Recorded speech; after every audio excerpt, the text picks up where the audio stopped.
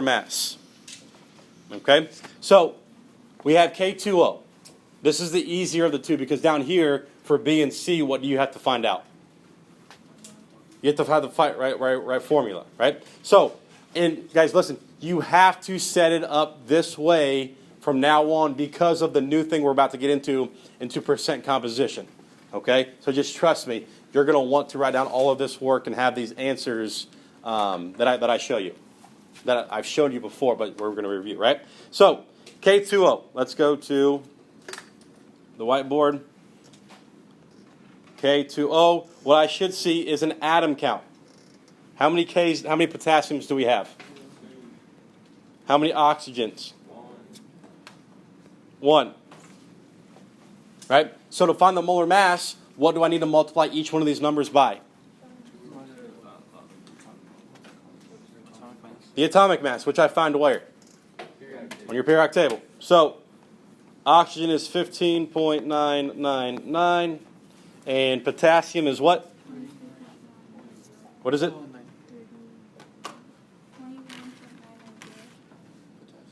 Potassium is 39 something, right? 098. Look good? No? I'm sorry. Then I need to see the answer for both of these. This is the part where some of you are like, okay, I got this down. I can put all of this into the calculator and it populates right away. That's great. But what we're about to learn, you want these answers down. So you should have 15.999, and then what's 2 times 39.098? I forget. What is it? 78 point what? That look good? You're going to want those two answers down. Okay? So when I add those up, what is my total molar mass for potassium oxide?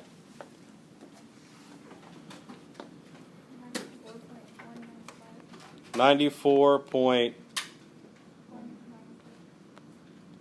If you did not put that into your calculator, then you're not participating in class the right way. Just saying. What is my label? Grams per mole. Yes?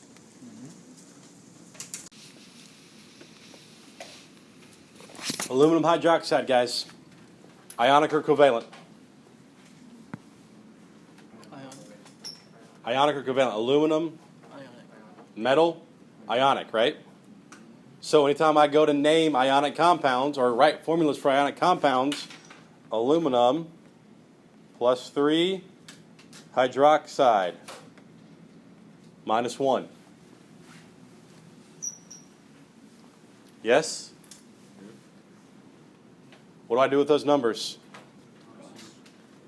Cross them. Which means if you had AlOH3, what is wrong with that? You put the wait, never mind. I have to use Parentheses, parentheses. And that's a bad parenthesis, but is that better? No? No, just you could just read yours. Yeah, that's good enough.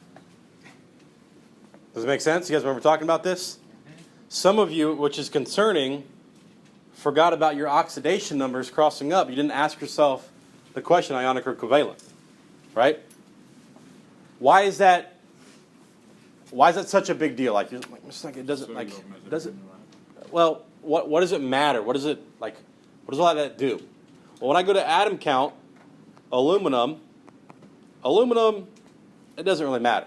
Well, it does matter, but it doesn't affect, right? But when I go to my oxygen, if I didn't put those parentheses in there, I'm thinking that how many oxygens are there? 1. Actually, how many are there? There's 3 of them. You see how it messes up your math? And then hydroxide or hydrogen You probably counted 3 already, which is fine. But if you mess up one of these atom counts, you're going to mess up everything. Yes? That's why you have to be able to get that.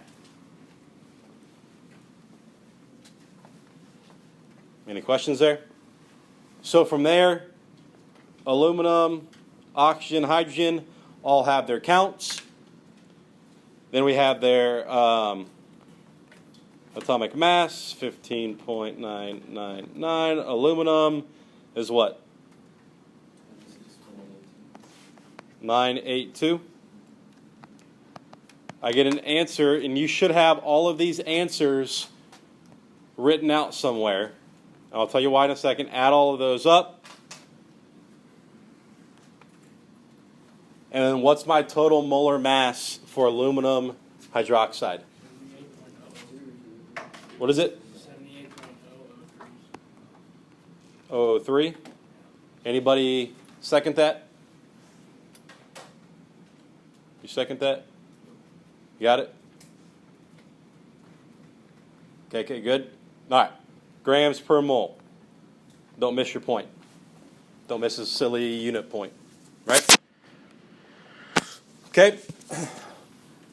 Then for C, we're not going to go through all of it, but let's make sure that you wrote the right, let's just practice. Make sure you wrote the right formula. Ammonium, where are you? Ammonium phosphate. Make sure you have ammonium has a +1 charge. Phosphate, PO4, has a -3 charge. How many of you have something like that written down somewhere? I just did it on mine. You do what you do, but I would suggest this, right? Cross those up, and if you did this, hopefully that was a little weird to you. And you knew to put parentheses there. Okay? That should have been your correct formula. I think a lot more of you got this one. More of you got this one right than the other one. Okay? And then this one, you'll have 4 elements to add up and get your total molar mass, right? All right, so that leads into the new thing. So this is brand new. This is there's one step that we're going to do that's brand new to you. This is not a completely new concept, okay? This is called percent composition, all right? So here's what you need to look at. If I go back to, that's not up here anymore. If I go to this and I say I want to know the percent composition is what something's made up of boys in this classroom. What 2 pieces of information would we need to know? How many people in the classroom? So a total count of students, right? What else? What's the second piece? How many boys are in there, right? So those are 2 pieces of information. That's what we're doing with the molar mass. We're trying to find a percent composition of each element or a certain element that's a part of that compound. So the 2 pieces of information we need are how much does that atom weigh and what's the total mass. Does that make sense? Which is why I wanted you to do all of that information right away. So if I go to number 1, calculate the percent composition of oxygen in water. Right? Your first step is to calculate the molar mass. Well, not really. Because what do I need to find first? The formula for water. So if I go to water is H2O, right? So this is your example. You can do this along with me on the whiteboard. I don't care where you do it. Water, there's 2 hydrogens and there's 1 oxygen. Yes? Hydrogen is 0.008. Water is 15.999. Yes? Yep. This equals 2.016. This equals 15.999. When I add those up, because I'm doing the first step. The first step is find the molar mass, right? Guys, we're finding the total number of students. For my example, yes? We just have to do a little bit more than just counting heads. We have to do some math to find the total mass of your compound, which is 18.015. Would you all agree with that? You found the molar mass of water. You found the total number of students in our class. Right? What's the second piece of information we need to know? What's the percent of boys in this class? Two pieces of information we need to know are what? Total number and total number of boys. Well, this question was, what's the percent composition of oxygen? Let's go that way. Of oxygen, right? So here's my total oxygen. Here's my total amount of mass. What do I do with those two numbers? Divide them. Yes? So I take,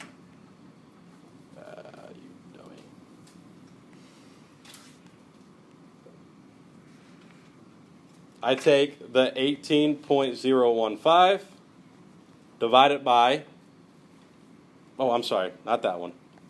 That's my bottom number. What's my oxygen count?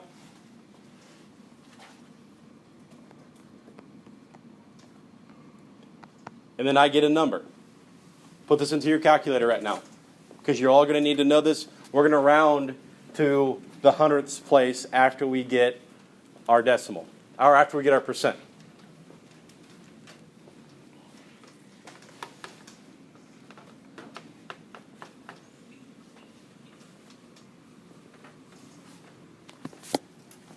Is it 18.011? Yes, 18.015. That's the molar mass of water. You guys, by the way, you should probably memorize the molar mass of water strictly because we use it so often. And we will be using it, the molar mass of water, so often moving forward. It's just going to help you out if you memorize it. If you don't have to calculate it, you already know it, then you can just move quicker. So, what number do I get in my calculator? 0.88. It's long. 0.8809. 8. Yeah. Let's go with that. Okay? When I multiply this by 100, I'm really just moving the decimal to the right twice. Yes? You've been taught that in a math class, in this class. So, my percent is 809. 88.809. Oop. 9. Right? So, I'm telling you that I want to the 100th place on all percents. Well, that doesn't count. Tens, 100s, which means I'm using that 9 to bring that 0 to a what? So your answer should be 88.81%. Okay? What you just found was the percent composition of oxygen in water. Yes? Now, a couple different questions I could ask you. This question happened to be oxygen. I could very easily ask you hydrogen's composition. Yes?